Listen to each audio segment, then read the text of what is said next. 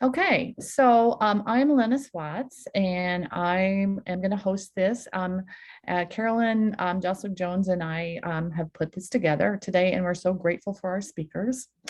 So we'd like to welcome you today to our brown bag discussion, water supply planning for our future.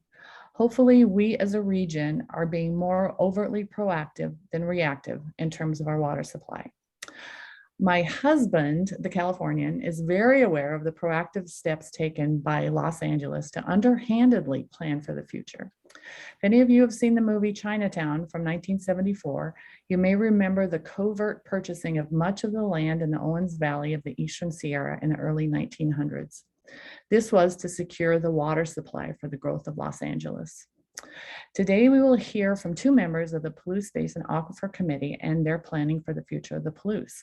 I'm sure this is more in line with good stewardship and will not involve a tell-all movie. We hope. Paul Kimmel will provide an introduction to their work, and Robin Nimmer will speak in more detail about the plans for the future. And a little bit about them. Paul is the Palouse Regional Business / Public Affairs Manager with the Vista. He holds a BS in Geography and Urban Planning from Illinois State University and did graduate work at the University of Idaho and the College of Mines. Kimmel is also a graduate of the Washington State Agroforestry Leadership Program. He's held positions with Boise Cascade Corporation, Wyoming State Land Office, and was Chief Title Officer with Security Title of Baltimore in Colorado Springs. Kimmel also served as North Idaho Regional Director for the Idaho Farm Bureau Federation, Executive Director of the Moscow Chamber of Commerce, and was a 3-term Latah County Commissioner from 1999 to 2007. He was elected president of the Idaho Association of Commissioners and Clerks in 2004, chaired the Idaho Cities and Counties Task Force, and was recognized as Idaho's Outstanding County Official in 2006. He currently serves as board chair to the Inland Northwest Partners and the Inland Northwest Economic Alliance. He also serves on the Palouse Basin Aquifer Committee, Pullman-Moscow Regional Airport Board, Partnership for Economic Prosperity, Innovia Foundation Grants Committee, and the Association of Washington Business Rural Jobs Task Force. Kimmel was recently appointed to Idaho Governor Little's Idaho Economic Advisory Council. He recently completed his 4th term as chair of the Avista Employees for Effective Government, PAC. Kimmel resides with his wife, Constance, on the family farm near Viola, Idaho. And with all that, I don't know how he gets any farming done, so hopefully he doesn't have a lot to do there. And then I'd like to introduce Dr. Robin Nimmer. She is a senior hydrogeologist, project manager, and leader of the Water Resources Division at Alta Science and Engineering. Robin holds a BS in geology from the University of Wisconsin-Milwaukee, an MS in hydrology from the University of Idaho, and a PhD in geology from the University of Idaho. She is a professional geologist in Idaho and a licensed geologist in Washington. Robin works on hydrogeology-related projects in the Northwest and specializes in flow and transport in fractured rock. Her projects range from characterizing and remediating groundwater contamination to help individuals and communities have a sufficient water supply. And now I will turn this over to Paul. Looks like we've had some other people join. Just to let you know, we will take questions at the end, but feel free to put them in the chat, and then we will make time for them at the end. So Paul, I'll turn this over to you. Thank you, Lennis, Bobby, and thanks to the League for this opportunity. And I think, Robin, you're gonna drive the slides. Yeah, so you just tell me when you want me to change. Go ahead. Okay. So again, thank you all. And we'll sort of tag team on this presentation. But again, thank you very much. So next slide. Who is PBAC? We are a multi-jurisdictional committee, including the 2 cities, Moscow, Pullman, the 2 universities of Washington State, U of I, the 2 counties of Whitman and Latah, And then we have ex officio support and membership with our Department of Ecology in Washington and Idaho Water Resources. Our focus is we collect data, fund research regarding our Palouse Basin aquifers. We provide that information to our communities, to what we call our major pumpers. So the 4 major entities that use the water supply primarily. And I'll show you some slides later that will break down what that looks like, who uses the water, et cetera, like that. We also provide a lot of long-term strategies for our major pumpers. And of late, we've been out talking to community groups, much like the League, and engaging with our community members about our water supply situation and the work that we are currently doing. Go ahead. So with this, I'll hand it over to you, Robin. Okay, thanks, Paul. So like he said, we're going to be tag teaming a little bit. I'm really happy to be here and appreciative that you invited us today. So I'm going to be talking a bit about the geology and the hydrogeology, and then I'll turn it back over to Paul, where he will talk about the current water levels and the pumping of the entities. And then I'll clean up with the Water Supply Alternatives Project update. Okay, so this is a map. You can tell this is Washington, Oregon, and Idaho. And this light gray area is all the Columbia River basalt. And these are from lava vents in Northeast Oregon, Southeast Idaho, that then the lava just came out of the vents and flowed over the surface. And you can see we're right on the edge of the basin here, this Moscow-Pullman Basin. So this is another map. It's much more zoomed in. So we have Moscow over here and Pullman, Palouse is up here. And so this pink hatching is the crystalline basement rock that was here first. And then the sediments were eroded off of that basement rock. And then the basalt flows came in from the west. And that's all this blue area right here. And so this is a cross section between Pullman and Moscow. And each of these lines represents a well. And so someone take a look at these. So John Bush and his wife, Pamela Dunlap. So they looked at the well logs and they interpreted them to determine which one, what are the different basalt flows. And they also used rock chemistry where that was available. So these blue layers, that's the Wanapum Formation, and that represents the upper aquifer. And then the rest of these colors represents the Grand Ronde Formation, and that we're calling the lower aquifer, as well as these sediments right here. And then this is just the bottom of the basement. We're not exactly sure in many places, but we have a good idea, at least in certain instances. And this is the working boundary of the basin right now. And we're actually in the process of changing that. So it's one of these where you get more information, then you update your conceptual model and you just keep moving forward with that. So we have a good indication to the south and to the east where the boundary is, but then to the north, we have a little bit better idea, but to the west, it's a little bit more unknown. So stay tuned for an updated version of this. All right, now I'll turn it over to Paul. Thanks, Robin. And again, the water underneath us is really in between those layers, those flows of lava. So in cracks and fissures and sometimes little underground streams. And that's where we source our water. We drill through those different layers and we happen to find an ample supply at a certain elevation. And so that's sort of how it works. It isn't like a giant bathtub underneath us. And I always think that's important for people to know.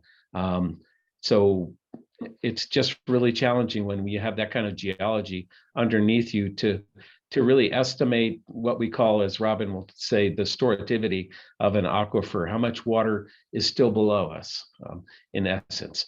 But again, our communities were founded in the mid to late 1850s, 1870s, 80s. Again, water supplies were very different back then. This is an early well, probably one of the first wells in Pullman. And you can see it was what we call an artesian well, where the water actually flowed naturally out of the ground. So essentially the water was under pressure. And once you drilled, that would actually artesian out of the ground. And so that was partly the reason why the governor and the state legislature in Washington determined Pullman to be a suitable site for the land grant institution we now call WSU. And for a number of years, Pullman even had the the tagline or the branding that they were known as the Artesian City. So again, it's been really interesting. Go ahead, Robin. And one of the monuments is right there next to the library across the street from Porchlight Pizza, is where one of these original artesian wells was located in Pullman.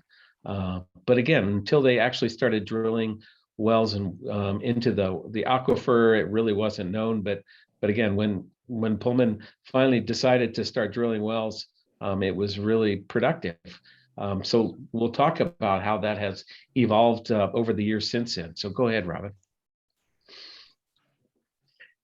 So again, this is just a great visual of all of the monitoring wells we have within the basin. And again, that yellow outline, as you can see, is that outline that Robin showed earlier. The blue and the orange or the blue, yes, the blue and the red are where we have test wells. So again, we monitor the levels of both the upper aquifer and the lower aquifer. And just to remind you all, the bulk of our water, if not 99.9%, is now currently drawn from the lower aquifer, the Grand Ronde Aquifer. And I'll show you a little slide about that. The city of Moscow used to derive about 30% of their water supply from the upper aquifer, what we call the Wanapum. But there were some water quality challenges as well, and it just was a more prudent thing to do. So they are now pumping exclusively from the Grand Ronde as well as Pullman. So all of those straws you see in the ground are going deep into the lower aquifer. Go ahead. And again, over the years, since we started really tracking water levels in the early 1990s, we were declining at about a foot a year. And then through the next decade, you can see we started to slow a little bit down to 0.8 of a foot. And now currently we are at a slower decline at roughly 0.7 of a foot per year. So again, we've been pumping a bit more, but we're still not in a stabilized aquifer situation. So again, it's in a bit of a decline, but it's not as much decline as when we first started using it. And I'll show you why here in a second. And so you can kind of see so when we talk about the Grand Ronde and the Wanapum, the upper aquifer, you can see historically, this is where the city of Moscow pumped a lot of water.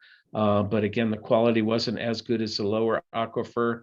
And so around late 2017, 2018, the city made a choice to discontinue pumping from that upper aquifer. And you can see on the far right of that graph, the recovery that we've seen in that upper aquifer.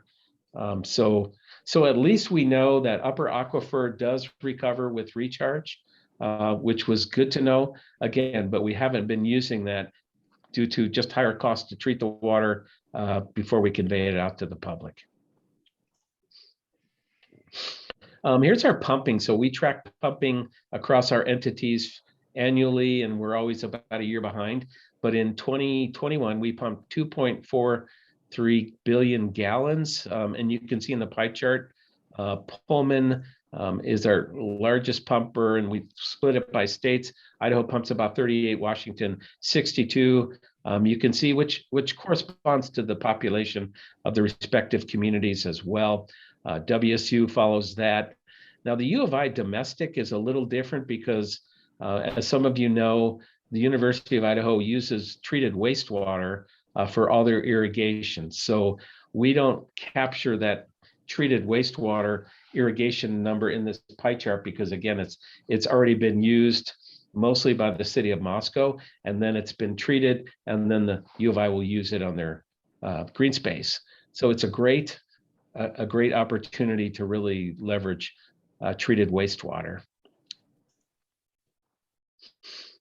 And then pumping, we look at each year and changes from entity to entity. And part of what we saw in 21 versus 2020 was, COVID was hopefully pretty much in the rearview mirror. But you can see 2020, we didn't pump as much water as we did this past year. We had a little more population growth, but you can see all of the entities used a bit more. And there's also the factor of weather.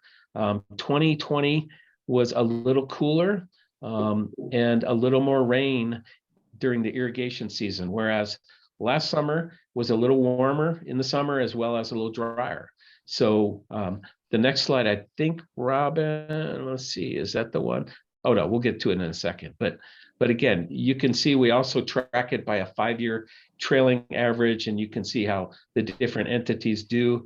The Palouse change is sort of an outlier, and we're working with the city of Palouse to kind of figure out what changed. There may have been some operational changes there. It looks like it's a significant amount, but in the overall picture, the city of Palouse uses about 2% of the overall aquifer water.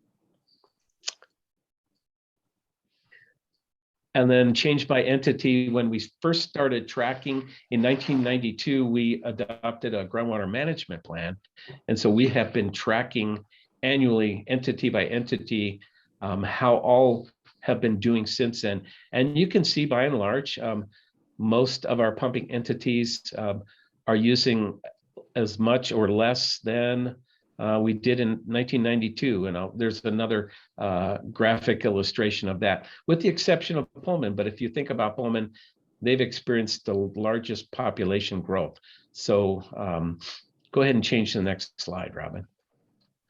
Yeah, so you can kind of see that trailing average from 1992, all of the entities combined, we use roughly 11.4% less water as a basin than we did in 1992. So that's the great news.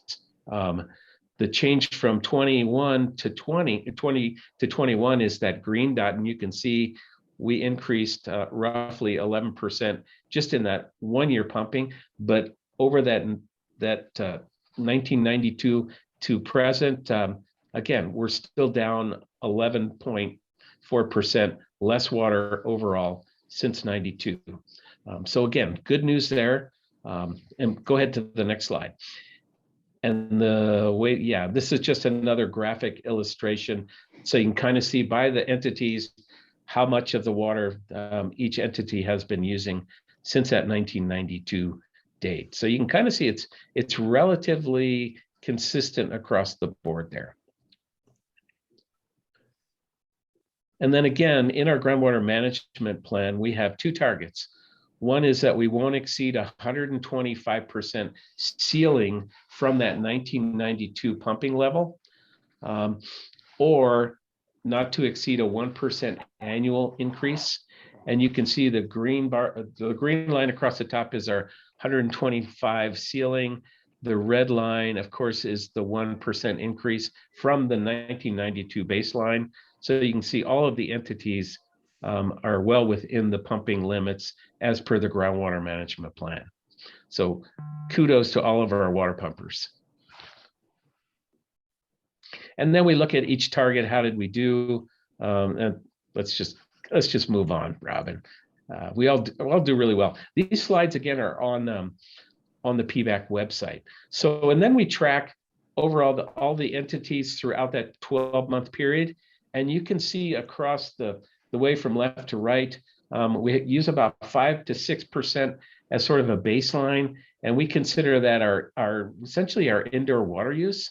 And then you can see in that 4-month period, where we roughly use 52% of the water annually, we use it in that 4-month period. So we know a great deal of that is for irrigation, outdoor irrigation purposes. So again, as we talk about water conservation programs, that's really where we really want to target conservation efforts. And I think we'll talk a little bit about that later as well. But you know, both of the cities have robust water conservation programs as well, and the universities work on their infrastructure all the time, swapping out toilets, water fixtures, fixing leaks in the system, etc. But this is really, you know, kind of the takeaway. One of the takeaways is using roughly half of our water in a 4-month period. And so much of this, again, as you think about the 20 versus 21 pumping, it's tied to weather.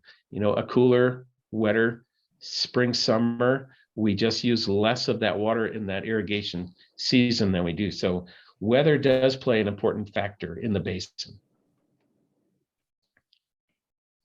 And then you can kind of see overall between all the pumpers, everybody was up during those what we call our irrigation months, by and large. But here's a great takeaway slide. Again, we look at the per capita pumping. So that's the amount of water per capita that we've been using. And over that, from 1992 to present, we've reduced our per capita water demand by roughly 30%. So congratulations to our communities and to our individuals that have really stepped up with water conservation.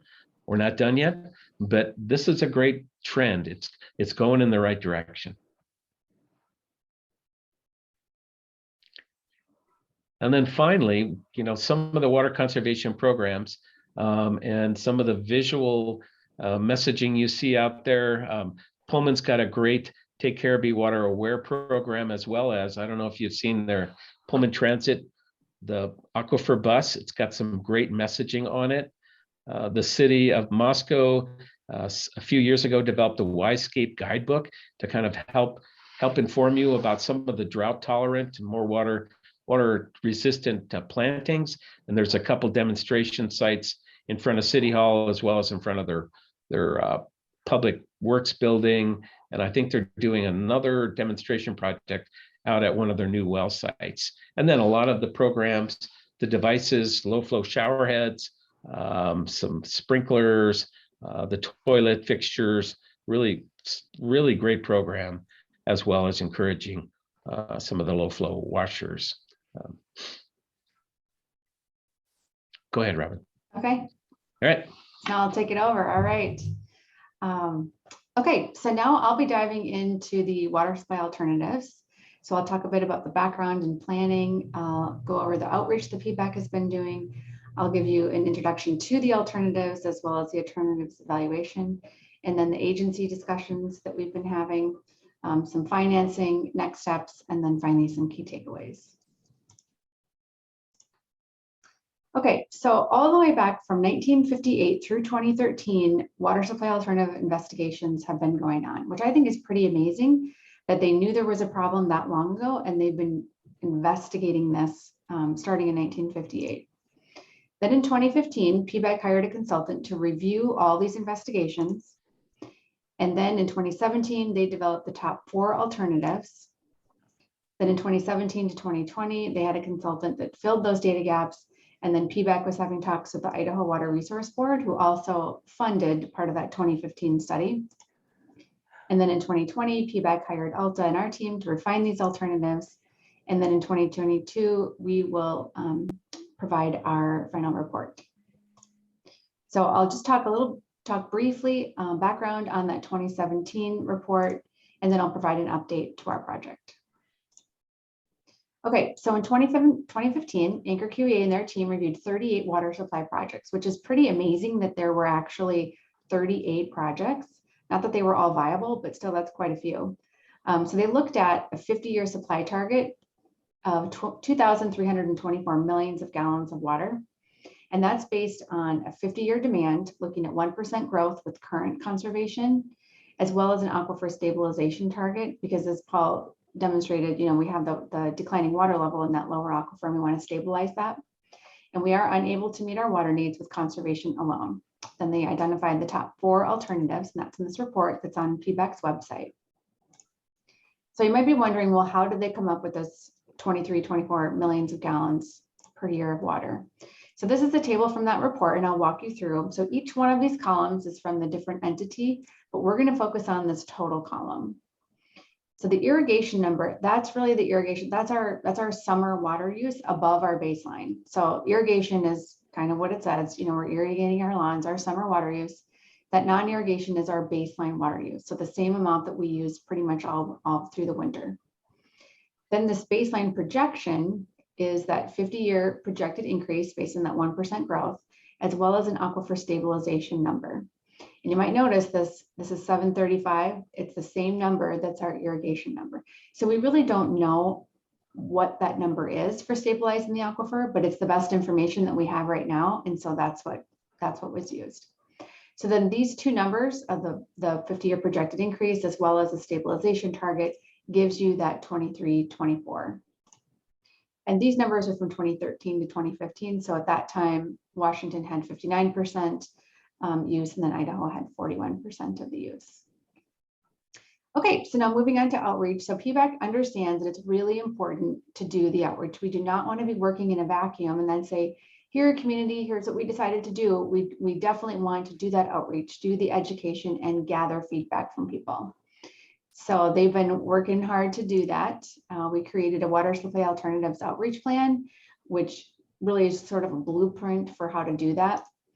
And then they hired a marketing intern, Ashley Ford, who's been wonderful, and she's really developed their social media. So they're on Twitter, Instagram, Facebook. So if you're on social media, we encourage you to follow us and like our posts. And then there's also the stakeholder engagement group, or what we call the SEG. So it's a number of different people from just a variety of backgrounds and interests, so that we can bounce things off of them, get their feedback, as well as, that now they can spread the word about these alternatives and what people. And Robin, and if I could introduce, we would love to have more representatives on the stakeholder engagement group too. So thank you. Okay, Ashley also developed a Conserve, Stabilize, Thrive campaign booklet. So one of the takeaways from the SEG was, hey, you should really develop a tagline. And so Ashley did that. And we think it turned out really well. So she developed a bookmark as well as a sticker. PBAC's also doing these presentations at interest groups like this one. And then they also did some poll marketing.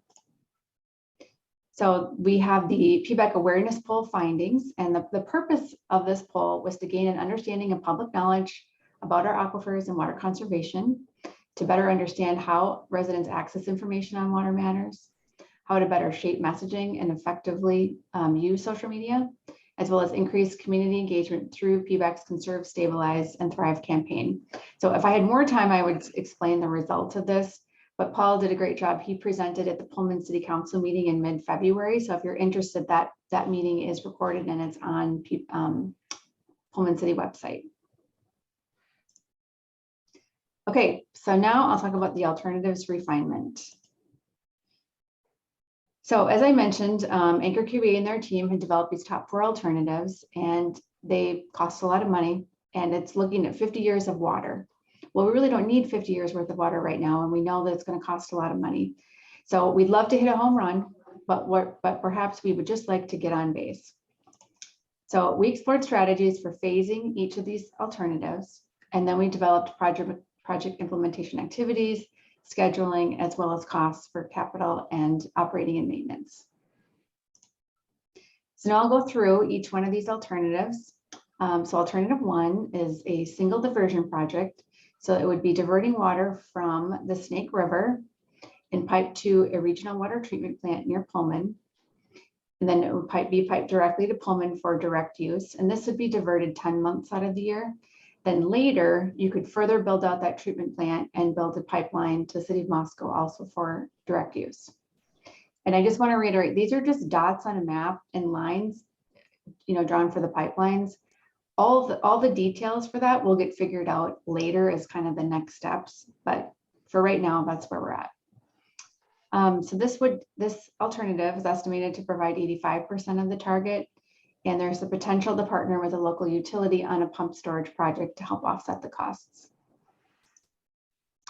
Okay, alternative 2, there are 2 diversion projects. The first one is to divert water from the South Fork of the Palouse in Moscow or Paradise Creek, an intake in a water treatment plant for aquifer recharge. So that means it would be treated to drinking water standards and then injected into the aquifer. Then the other one is to divert water from the North Fork of the Palouse River near Palouse, with a pipeline to a regional treatment plant, and then a pipeline to Pullman for direct use. And then later, again, you could build out that water treatment plant and build a pipeline to Moscow also for direct use. And so the diversion times vary. You might be thinking, how are you going to get water from Paradise Creek in the middle of summer? Well, you're not.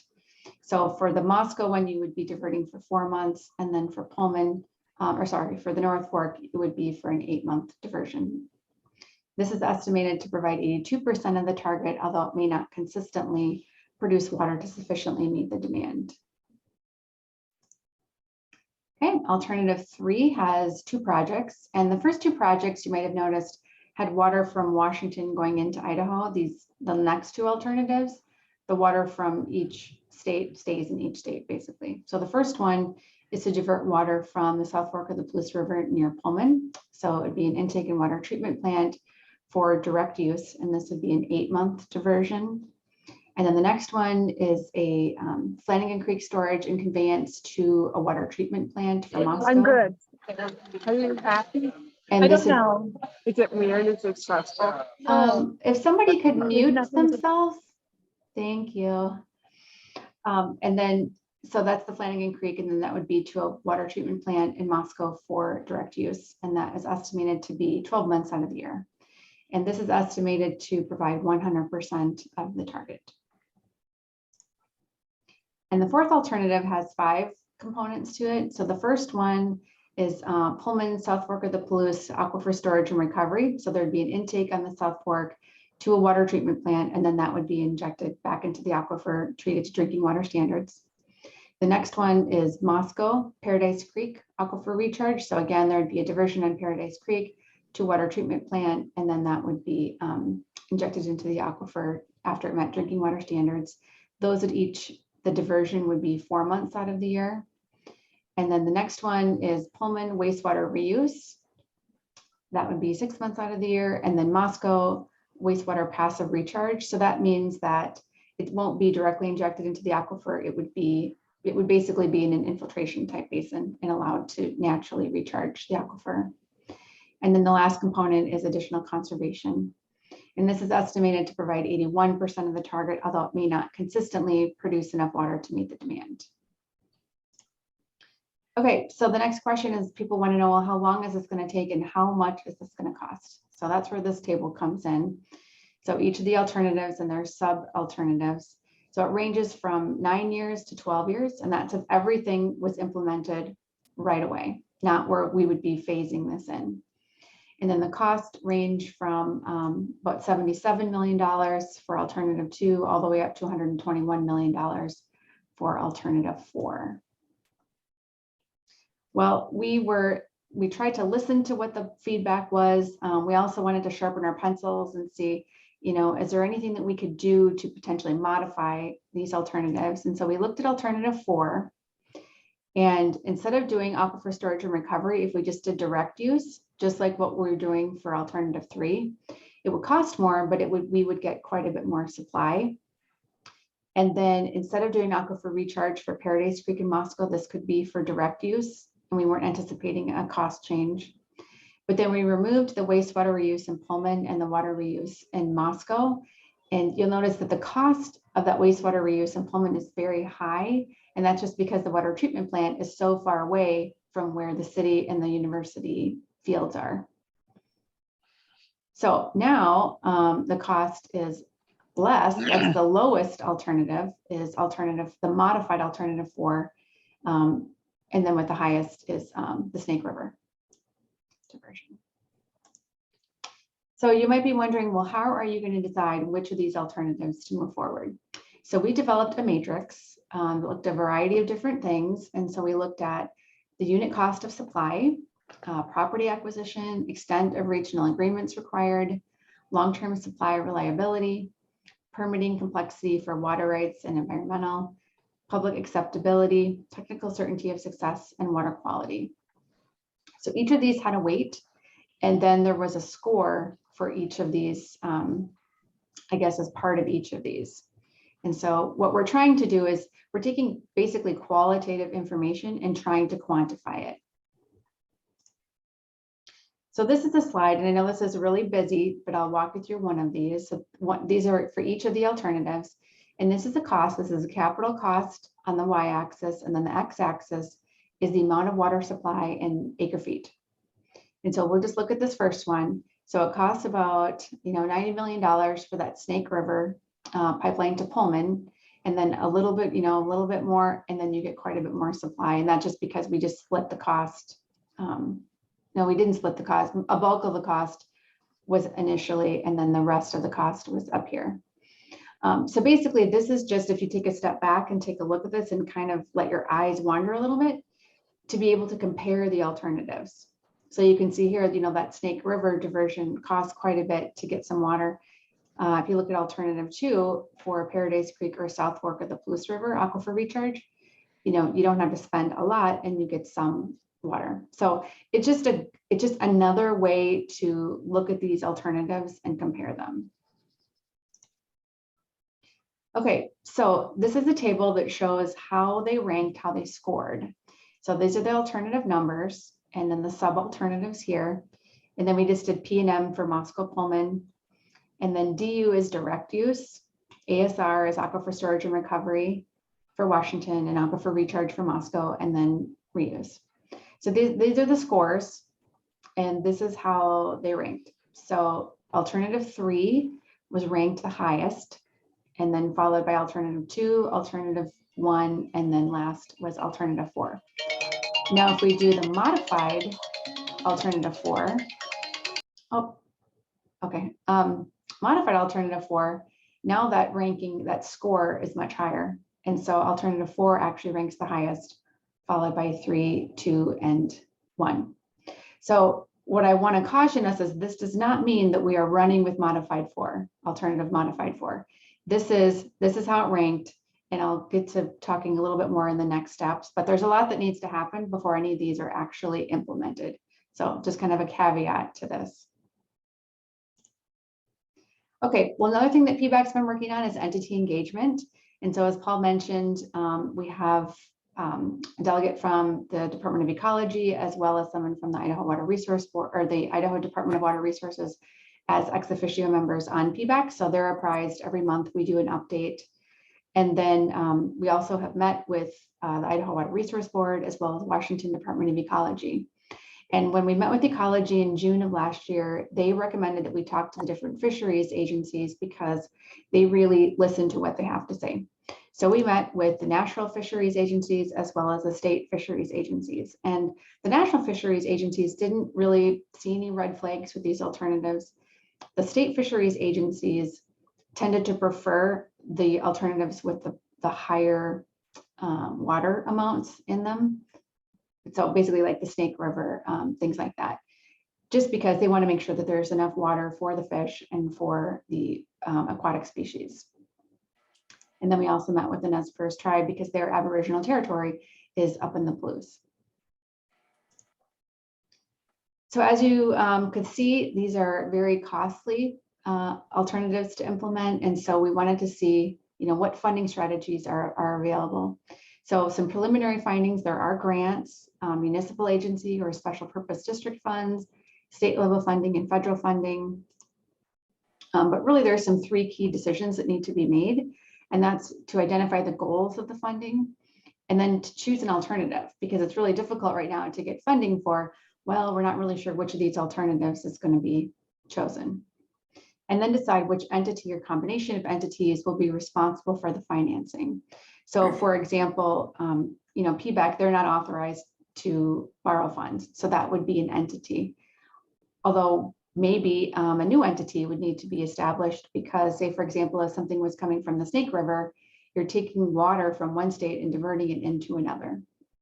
So there needs to be decisions made associated with those alternatives. Okay, so next steps, let's see how we're doing on time, is to continue the outreach and the agency engagement. Then we'll prepare our final report, and that's expected the end of May, beginning of June, probably June sometime, I'm thinking, before it will be available. And then having continuing community discussions and decisions. So meeting with the leadership in the communities, because they're going to need to decide which ones they want to move forward. And then also the governance discussions.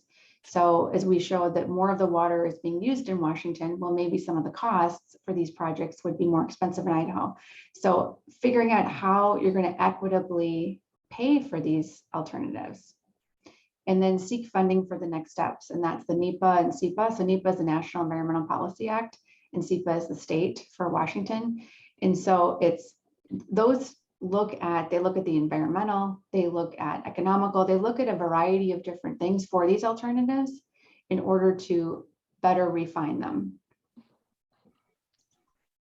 So some key takeaways. I was thinking of this in terms of a pyramid. So our base foundation is this bi-state collaboration and communication, because if you don't have that, it's going to be very difficult to move forward. And we're very fortunate that we have that with PBAC, having members of both states, both communities, both universities, both counties. And it's been really neat for me to see when we do the Palouse Basin Water Summit, we always start off with the two mayors and everybody gets along and they're very open to communication. So we're very fortunate. And then there's still the research component. So we don't know everything we need to know about this basin. We're still learning about where recharge happens. We talked about the basin boundaries. That's important to know. And then also moving on to action, which is exactly what this project does. So some key takeaways are our community has water supply alternative options within our basin and near our basin. Some communities don't have that. We're actively investigating and refining the water supply alternatives. There is a need for community-wide solutions. This isn't just we'll let Pullman do this or we'll let Moscow do this. We really need to work together. And also the need to stay focused and work together to ensure a lasting water supply. So this is going to go beyond the current mayors. It's going to go beyond the city council, beyond the current people that are on PBAC. We need to stay engaged with this. So as the title was, do we need to go on a water diet? And the answer is yes. There's certainly more we can do to conserve water. But sometimes dieting isn't alone. We need to actually, do our exercising. And I think that's where we're coming in with these alternatives to stabilize the aquifer and to plan for future growth so that we can thrive as a community. And so if you have any questions after this meeting, myself, I'm happy to answer them, or PBAC or Paul. So I'm happy to answer any questions.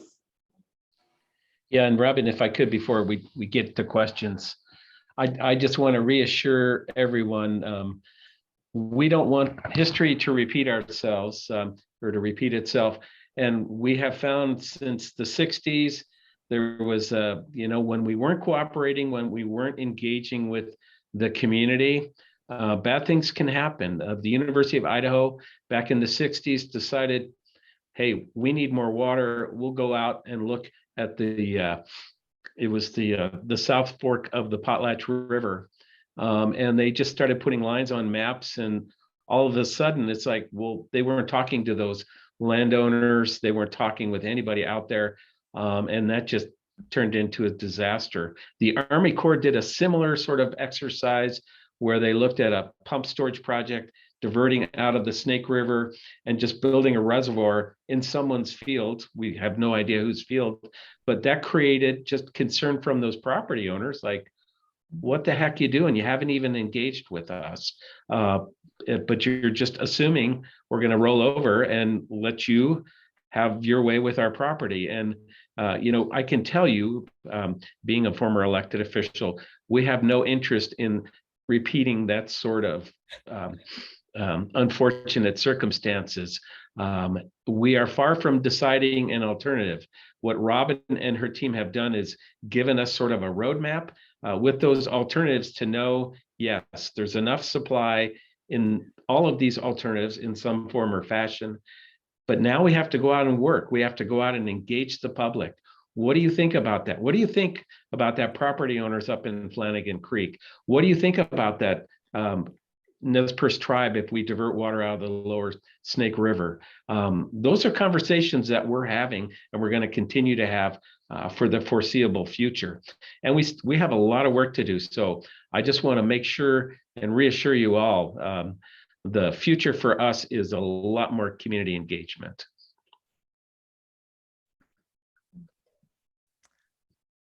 Okay, so we have some questions. Thank you very much. So informative. Lots of things to think about. And I am really not great at looking at these chats. So this is the last thing we had. So these are questions we had before the talk. And I think maybe, Could we unshare? There we go. Great, thank you. okay. I think this one has been answered, but if you have any follow-up, this process has been going on for many years. So why isn't anything being started now before we run out of water? So if you have anything to add to that, but I think that's been answered. I think, you know, we're actively working on that. The committee's Yeah, actively I would working like on to it. think that we're doing, I think, quite a bit. I think the best we can, and it just takes time. Mhm, yeah. Second question. Hey, Lennis, I would Yeah. like to add, Uh-huh. I've been on PBAC for a number of years, and I really think the complexion of the committee has changed, where I think we've really started realizing a greater sense of urgency. And why are we more concerned? Well, we are seeing growth. We have no idea the impacts of climate change on our weather patterns. You know, we can see one year is hot and dry, the next cool and moist. So there's more uncertainties building. So I will tell you that around the table with our PBAC committee, there is an overall sense of urgency, and not necessarily panic. I don't think but just a real sense of urgency and respect and forward progress. And I think Robin has really helped build that and instill that in our committee. And again, now that the time is where we've got to engage the community about this. That's why we did the polling, and as well as our leaders say, hey, we need to get on a timeline to solve this problem sooner than later. And what does that look like? So again, those interim steps, which I think are huge, they're going to start building and get us moving forward. And we may find that we could stabilize this aquifer sooner than later. We may discover some really good things along the way.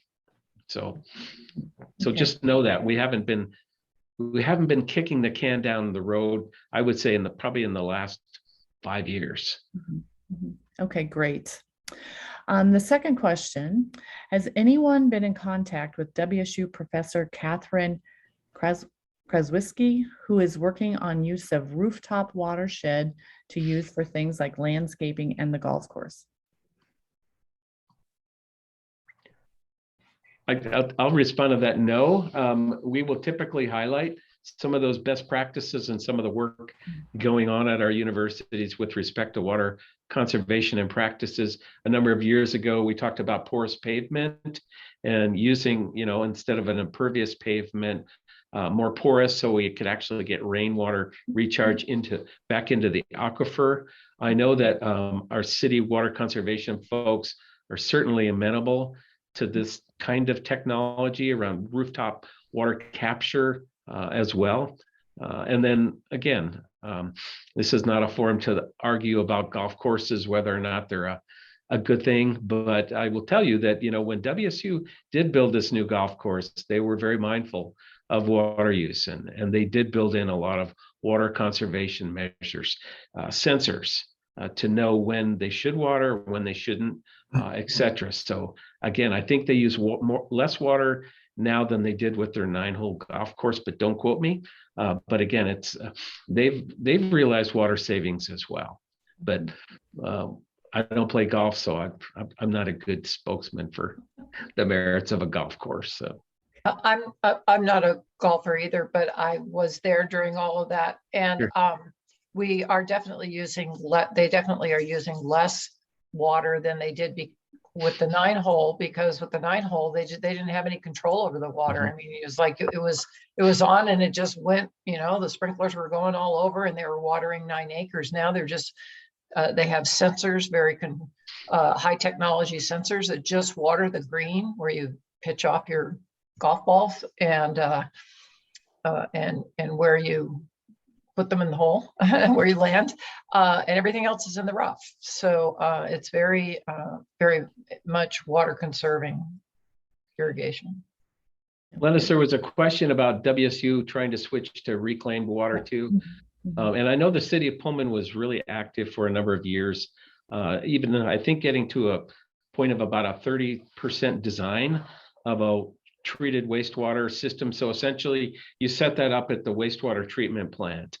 You treat that water to at least irrigation standards, and then you convey it to those ball fields, those big green spaces. But as you know, the Pullman wastewater treatment plant is located on the South Fork off of, what is that, Guy? I think Guy. And to get it up to campus is a long ways. And so also the challenge there were some of the in-stream flows, as well as some of the potential impairment of existing water rights downstream. And you think, well, people actually have water rights on the South Fork, and they do as you go further west. So again, that all sort of got factored into it, and it turned out, for a 3-month water reclamation, because again, this is very seasonal. You use it to water for irrigation. Even back then, I think it was over 20 million just for about 100 million gallons of water. So it was a really expensive project for what you got out of it. And I think it still is. But there may be some new technology. We may be able to look at that. I know we talk about the ick factor and actually drinking treated wastewater, and I'm not advocating that yet, but that does happen in some countries and some cities. So technology will hopefully continue to progress, and we may find some other ways to better leverage water that we've used once and reuse it. Okay. So, can you hear me? Yes.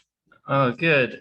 So there's a few things I'd like to say here. I'm currently a postdoc at the U of I. I have a PhD in agriculture, and so one of the things that some people probably don't know is that the South Fork Palouse River consistently has either the worst water quality in Washington State or some of the worst. And a lot of that is, essentially it's so bad in the South Fork Palouse that most game fish species don't even live in there. There's a lot of northern pike minnow. It's really, been heavily contaminated. And due to land use issues, I would say that there's probably far less water entering the aquifer than really at any time in history. And a lot of that is because we have a lot of drain tile in our fields. And so we have these really flashy stream flows. And so essentially I don't know whether too many of you guys remember the flood that occurred a couple years ago or so. But basically we had 3 inches of rain in 5 days, and we ended up with massive flooding and everything. And I would say a lot of that was caused by land use issues. And so what I would say is that I'm looking at a lot of these proposals, and I support the one on Flanagan Creek. I think that would be good. Ultimately, if we have more wetlands, we're going to have more aquifer recharge. But I think that we really need to be doing a lot more. And what we could do is try to put some retainment ponds along the Palouse River to kind of slow down a lot of that water from just leaving.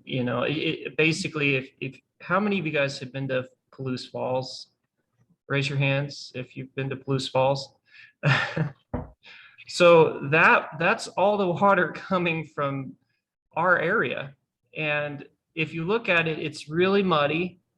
And that's because we have major issues with water quality and erosion and sedimentation and everything. And so if we put a bunch of retainment ponds along the Palouse River and along a lot of areas here in the Palouse, I don't think it'd be that expensive. It probably costs maybe about $10,000 to $20,000 per pond, but we'd end up stabilizing our stream flows quite significantly. And by so doing, we'd end up with more water in our aquifer. I don't really know exactly how you recharge the aquifer, but I know that that would do it.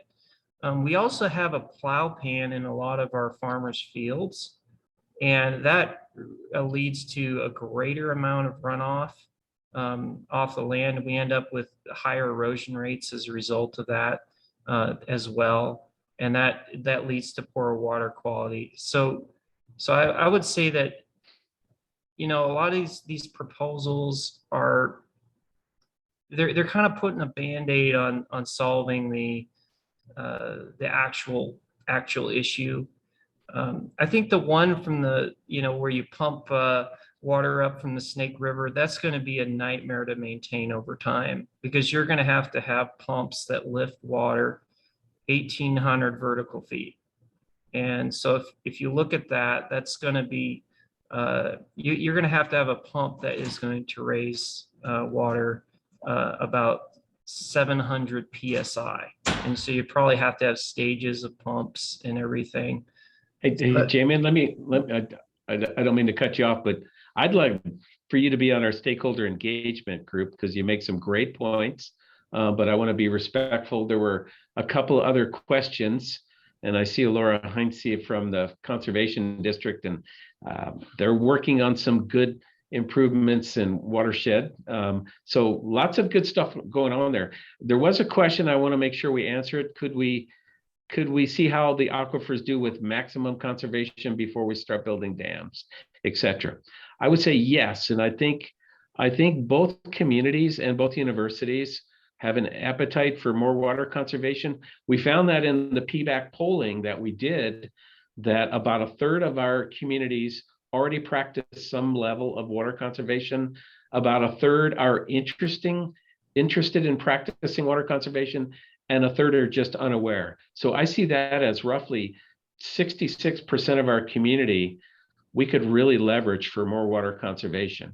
And as you can see from the water decline, we've slowed that to 0.7 of a foot in spite of a roughly 60% population growth over those years. So we're slowing decline, we're not stabilized, but I think with more aggressive conservation, more awareness, we can get close, and hopefully we'll be surprised if we can stabilize sooner than later. So again, as Robin said, you know, we're going to swing to get on base, not try and hit the home run right off the bat, but just swing to get on base, and that includes a lot of water conservation. This is another question along with that. How come we are not making water more expensive to deter people from wasting it? Yes, yeah. Do we adequately price water? Depends on who you ask, Glennis.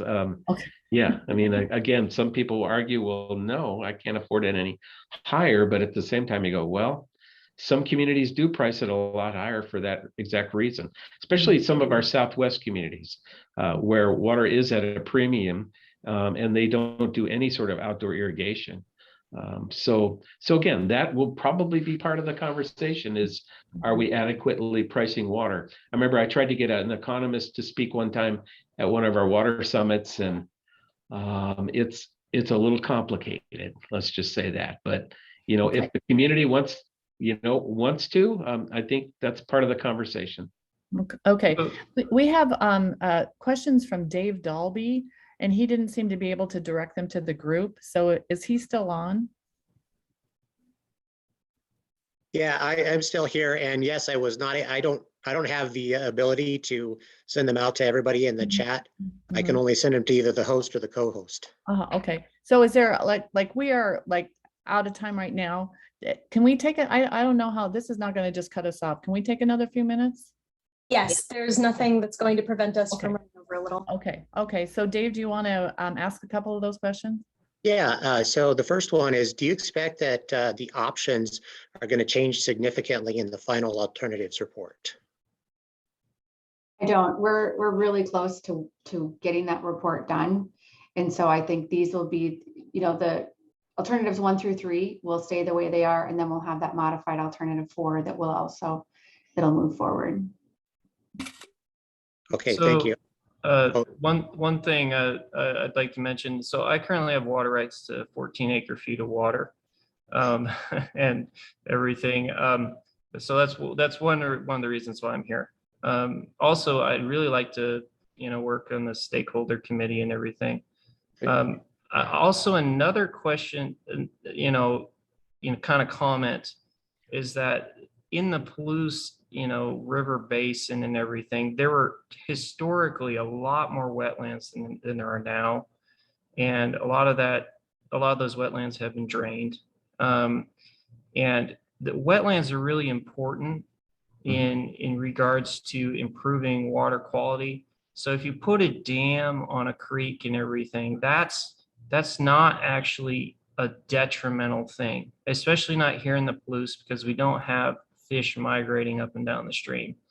Essentially, you'll have probably more fish in the stream if you have a series of check dams on the creek than you would if you didn't. So, and that would also really help with a lot of our sedimentation issues. But yeah, I would love to work on the stakeholder committee, and I don't know how I do that though. Hey, Paul David, will find why don't you put your, if you don't mind, put your email in the chat and I'll reach out to you. Okay. I wanted to get back to Dave Dalby. I'm not sure if you had another question, Dave. And I did email you, Dave, and say we would love to come speak out at the Viola Community Center or wherever, and just kind of talk through all that stuff. Because again, as a landowner out in the 4 mile area too, I would be just as concerned. And as I said, we don't want to repeat history and have this turn into a landowner riot and burn PBAC at the stake here. That is not our intention. Essentially, we have just identified potential water sources and the amount of water. So there is still a lot of work to do, including community. What do you think about this? Is this really the preferred alternative? And we may find that it's none of those, or we may find it's the most expensive, but it's the most acceptable. Yeah, well, thank you for that. And I did get your email and I was in the middle of responding, and then I ran out of time, so I had to log in. Good. Okay, cool. I think that definitely that the community center would want to have some kind of presentation, and honestly, I think sooner than later would be better. But I also had a couple more questions. One is related to, kind of related to how long are we going to put it out there for public comment? How are we going to get it out to the community members so that they know? And I'm new to the community. I haven't been here for a long time, so I may have missed some of the engagement that happens in the past, and I'm sort of just being kind of looped into this particular issue that I haven't been aware of until now. But then, so do we have an estimate once we get through all the public comment about when some entity will vote on the official solution?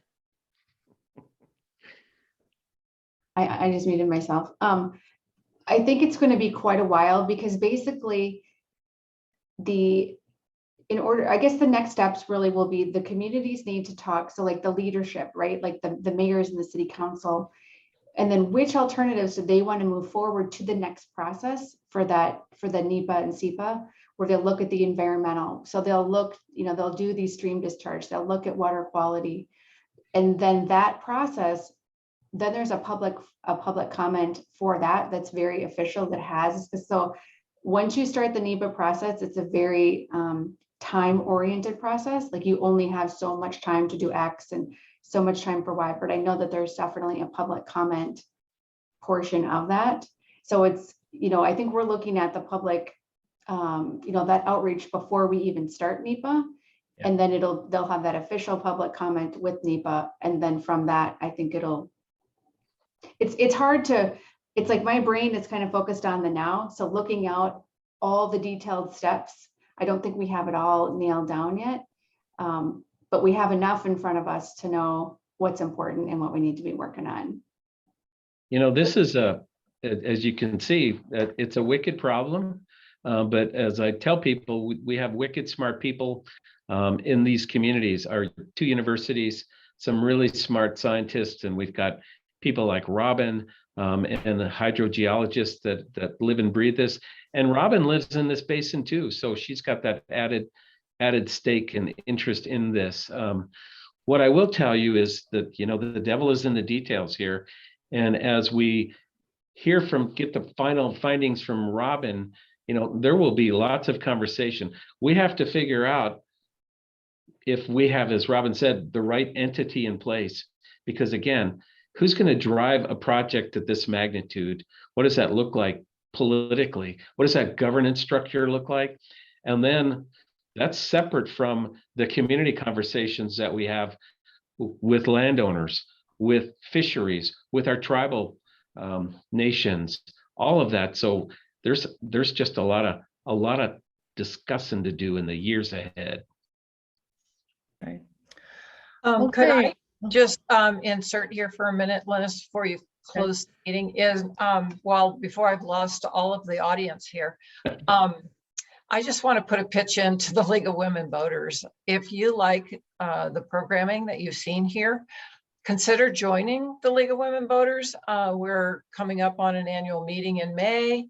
You're welcome to learn more about us, tune into us. We've got a website, but you know, we do 2 programs a month, and they're very educational, and we're also a lot of fun. So that's my pitch. Okay. Okay. Deb, did you have a question? Was that Deb. me? Oh, No, Deb. Okay, sorry. One quick question. What happens if they take the dams off the Snake? Has anybody looked at that problem? Yeah. We have thought of that. Okay, I was just wondering if that was even in the equation anywhere. I think from, you know, because we don't exactly know what that will look like, from what I understand, it's basically a longer straw, you know, to Okay, get yeah. down there. And Paul, would you I agree? was wondering about, Yeah. you know, with the water level going down, if that affects Yeah. recharge.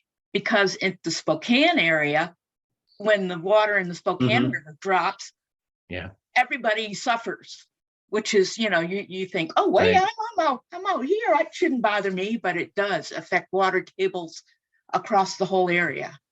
Yeah, the Spokane Valley Rafter and Prairie Aquifer behaves so much differently. You know, it's a lot more porous, but there Okay. are, you know, stretches in that river that actually recharge the aquifer. And then there are other stretches where the water actually flows back into the river. We don't have that same connectivity with the lower Snake River. Okay, and the I was Palouse not Basin. aware of that. Yeah, thank you. Okay, I just want to thank you two so much for doing this. Obviously, Somebody else tons has a of question. interest. Oh. Deb, who? No, somebody else has their hand raised. I can't see it. Suzanne Coleman. Maybe just a quick question. Hi, Paul, long time no see. Just Hi. who is the NEPA decision maker? It's a good question. I don't think that we know yet. And because I believe we need to get a federal entity that will be on board with this. I'm not sure if that's really your question, but it depends on, I think, which alternatives go forward with NEPA. So it's sort of that chicken or the egg, I think. I see whose land you're on. Yeah. Okay, thank you. Mhm. Okay. Okay. Thanks everybody for showing up. Lots to think about, and come to our next meeting, our next brown bag. Okay, Okay. thank you. Thank you. Enjoy. Bye. Bye-bye.